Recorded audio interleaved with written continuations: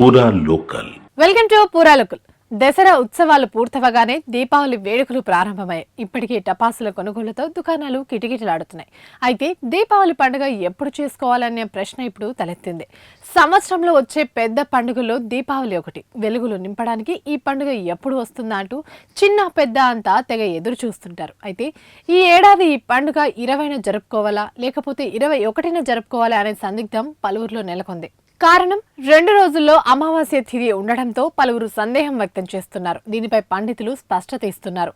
అమావాస్య తిథి అక్టోబర్ 20న మధ్యాహ్నం 2:40 ప్రారంభమవుతుంది.